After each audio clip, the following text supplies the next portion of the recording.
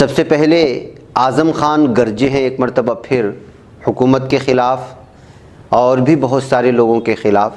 ان کی ویڈیو اس وقت بہت زیادہ وائرل ہو رہی ہے، جس میں انہوں نے الگ الگ طرح کے تبصرے کیے اور جو لوگ آپ صلی اللہ علیہ وسلم کے شان میں گستاخی کر رہے ہیں وہ سور کی موت مریں گے، اس طرح کا تبصرہ انہوں نے اپنے بیان میں کیا ہے، جس کی وجہ سے ان کی ویڈیو الگ الگ تبصروں کے ساتھ اس وقت وائرل ہو رہی ہے۔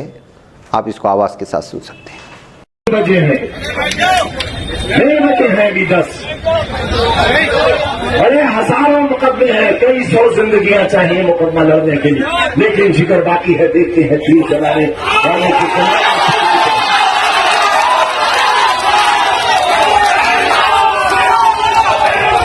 استقلال سے اور پوری طاقت سے 23 تاریخ کا مقابلہ کرنا ہے۔ کرو گے مقابلہ؟ وہ کل ایک بے وقوف آیا تھا جو ویدھان سبھا میں ضمانت کھو بیٹھا اپنی ویدھان پریشد کا خیرات اور بھیک میں نمبر بڑھا کر اسے ڈپٹی چیف منسٹر بنایا ہے۔ وہ اپنے ہی بھگوان کی توہین کر کے گیا ہے۔ اس نے کہا کہ رام راج رہے گا، عبداللہ راج نہیں رہے گا۔ ارے کون کہتا ہے عبداللہ راج آئے؟ عبداللہ کو تو ذلت اور خواری کے سوا کچھ نہیں ملے گا، تباہی اور بربادی کے سوا کچھ نہیں ملے گا، اسے جیل ملے گی۔ لیکن کنس کے گھر کے سندھی پیدا ہوں گے، آئے گا وہ دن۔ یہ رام کی توہین ہے عبداللہ سے اس کا مقابلہ کرنے کی۔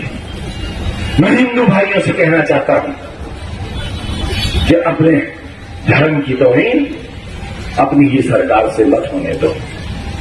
ہمارے پیغمبر اسلام کی توہین کرنے والے سارے انتقام اللہ لے گا، اور اللہ کے انتقام سے بڑا کسی کا انتقام نہیں ہوتا۔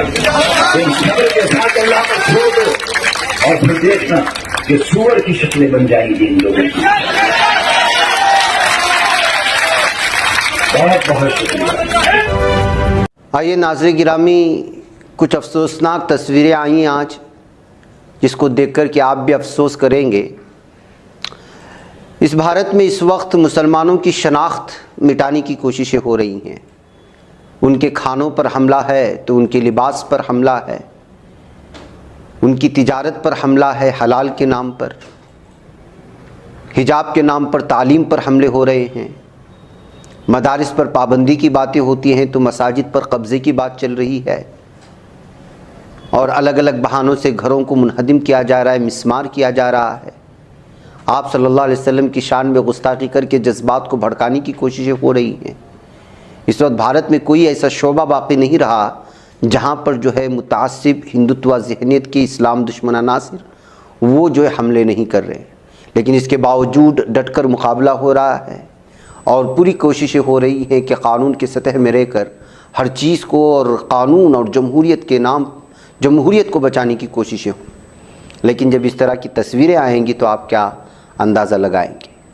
اس لیے اس تصاویر کے ساتھ جن مدارس میں بچوں کو کس مقصد کے لیے بھیجا گیا تھا والدین آپ جانتے ہیں، اگر انہی مدارس میں یوگا کی پریکٹس کرائی جائے اور ان کے عقائد پر حملہ کیا جائے، شرکی عقائد و افکار ان کے اندر پیوست کرنے کی کوششیں ہوں، تو پھر اس بات کو سمجھ لینا چاہیے کہ دشمن جس طاق میں تھا یا جس کی منصوبہ بند سازش کر رہا تھا کہ ان کے فکری جنگ کی اور فکری خیالات پر حاوی ہو کر کے ان کے اندر کے عقائد کو ختم کرنے کی، وہ اس میں کامیاب ہو رہا ہے، یہ کہا جا سکتا ہے۔ اگر اس طرح کی تصویریں آتے ہیں، کس مدرسے سے ہے، کیا ہے اس کی شناخت، کیا بتائیں، لیکن یہ تصویریں واقعی میں بہت ہی زیادہ سوچنے پر مجبور کرتی ہیں آج کل کے بھارت کے مسلمانوں کے ان حالات کو دیکھ کر کے، اور بالخصوص جب مدارس کے دالان سے اور صحن سے اس طرح کی تصویریں آئیں گی تو پھر جو ہے ایمان اور عقائد اور افکار پر کس قدر اس وقت غلبہ ہو چکا ہے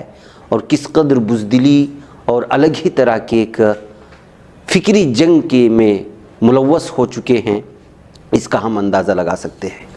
قرآن میں یہود و نصارہ اور کفار کی پیروی سے اہل ایمان کو جو ہے روکا گیا ہے، متنبہ کیا گیا ہے۔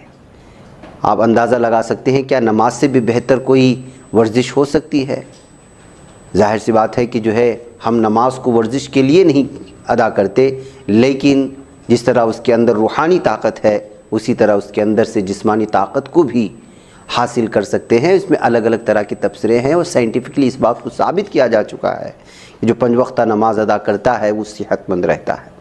ایسے حالات میں اگر اس طرح کی چیزیں کسی بھی چیز سے یا کسی بھی طاقت سے ڈر کر کے مدارس یا اہل مدارس کے کچھ لوگ، ظاہر سی بات ہے کہ زیادہ نہیں ہیں، لیکن ایک مدرسے کی بھی اگر یہ تصویریں ہیں تو ظاہر سی بات ہے کہ انہی تصاویر کو دکھا کر کے تمام مدارس کو نشانے پر لیا جائے گا. اس طرح کی چیزوں سے بچنا چاہیے. یوکرین نے کہا کہ 24 فروری سے جاری جنگ کے دوران روسی فوج کا جانی نقصان 33,800 تک پہنچ گیا ہے. Ukraine general staff headquarters کے جاری کردہ بیان کے مطابق روس کے 216 طیارے، 181 ہیلی کاپٹر، 1477 ٹینک، 3,888 72 بندرگاڑیاں، 749 توپیں، 130 missile, 238 rocket launcher system, 98 air defence system, 2,527 گاڑیاں، 14 بحری جہاز اور سست رفتار کشتیاں اور 601 ڈرون طیارے تباہ کر دیے گئے. واضح ہے کہ روس وزارت دفاع نے 25 مارچ کو جاری کردہ بیان میں یوکرین میں 1351 روسی فوجیوں کی ہلاکت کا اعلان کیا تھا. میں موسلادھار بارش سے پیدا ہوئے سیلاب کی بنا پر 27 افراد لقمہ اجل بن گئے ہیں. ڈیزاسٹر مینجمنٹ اور ریلیف امور کے وزیر انعام الرحمان نے اعلان کیا ہے کہ بارشوں سے سب سے زیادہ متاثر صنم گنج اور سلہٹ کے علاقوں سے تقریباً 1 لاکھ لوگوں کو محفوظ مقامات کو منتقل کیا گیا ہے. تاہم 40 لاکھ افراد ابھی تک علاقے میں پھنسے ہوئے ہیں. حکومت نے اعلان کیا ہے کہ محصور ہو کر رہ جانے والے لوگوں کو بچانے کے لیے کام کیا جا رہا ہے. بتایا گیا ہے کہ مانسون کی بارشیں جو 17 جون سے مؤثر ہیں، اس نے شمالی اور شمال مشرقی علاقوں میں رہنے والے لوگوں کو صاف پانی اور خوراک تک رسائی میں رکاوٹیں کھڑی کی ہے.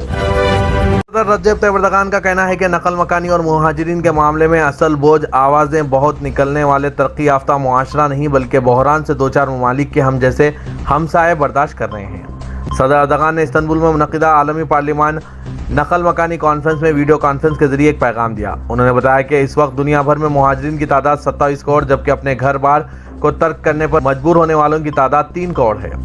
روس یوکرین جنگ کے باعث مہاجرین کی تعداد میں 5,000 افراد کا اضافہ ہوا ہے. مظالم اور فاقہ کشی سے راہ فرار اختیار کرتے ہوئے باحفاظت مستقبل قائم کرنے کی امید کے ساتھ سفر باندھے جانے والے سفر بعض اوقات تباہ کاریوں کے ساتھ نکتہ پذیر ہوتے ہیں.